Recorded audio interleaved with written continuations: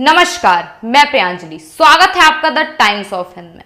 Corona महामारी ने आम जनता पर काफी गहरा प्रभाव डाला है। हर तरफ से जनता को बेरोजगारी और गरीबी का सामना करना पड़ रहा है। ऐसे में राष्ट्र की अर्थव्यवस्था का संतुलन काफी बिगड़ चुका है। सोमवार को आए जीडीपी रिपोर्ट के मुताबिक सकल घरेलू उत्पाद में काफी गिरावट हुई है, जो देश के लिए संकट का प्रतीक है। राष्ट्रीय वर्तमान में जारी आधिकारिक आंकड़ों के अनुसार वित्तीय वर्ष 2020-21 में लॉकडाउन की अवधि अप्रैल-जून के दौरान अर्थव्यवस्था में 23.9% की गिरावट आई है, जो पिछले 40 सालों में अब तक की सबसे बड़ी गिरावट है। ऐसा अनुमान लगाया गया था कि कोरोना वायरस महामारी और देशव्यापी लॉकडाउन के कारण भारत की जीडीपी दर 18% तक गिर सकती है, लेकिन यह अनुमान से अधिक रही। अब सरकार के समक्ष एक बड़ी चुनौती है कि वह इसका सामना किस प्रकार से करती है। आर्थिक गतिविधियों को बढ़ावा देकर इसके स्तर में सुधार किया जा सकता है या नहीं, इसी के ऊपर देखते हैं एक रिपोर्ट। खबरों से लेकर आम आदमी के बीच अक्सर एक शब्द खूब चर्चा में है और वो है जीडीपी। पर जीडीपी यानी सकल घरेलू उत्पाद है क्या? जीडीपी किसी भी देश की आर्थिक सेहत को मापने का सबसे ज़रूरी पैमाना है। जीडीपी किसी खास अवधि के दौरान वस्तु और सेवाओं के उत्पादन की कुल कीमत है। भारत में जीडीपी की गणना हर तीसरे महीने यानी तिमाही आधार पर होती है। ध्यान देने वाली बात यह है कि ये उत्पादन या सेवाएं देश के भीतर ही होनी चाहिए।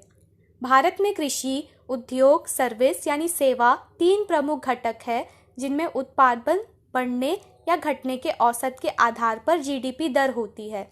यह आंकड़ा देश की आर्थिक तरक्की का संकेत देता है।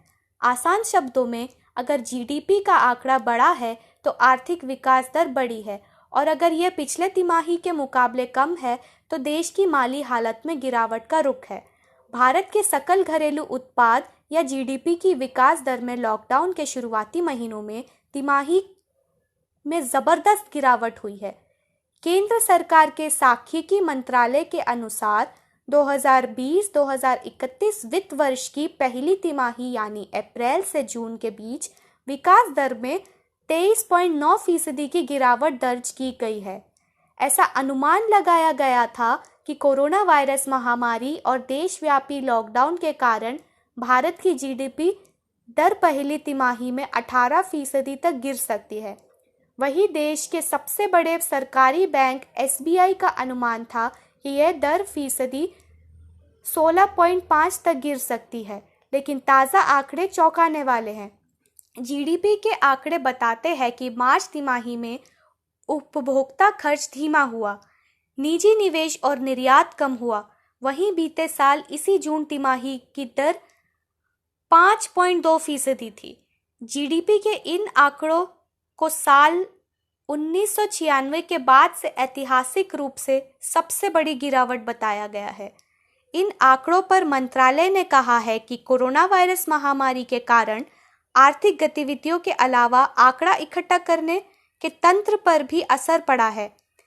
मंत्रालय ने कहा है कि 25 मार्च से देश में लॉकडाउन लगाया गया, जिसके बाद आर्थिक गतिविधियों पर रोक लग गई।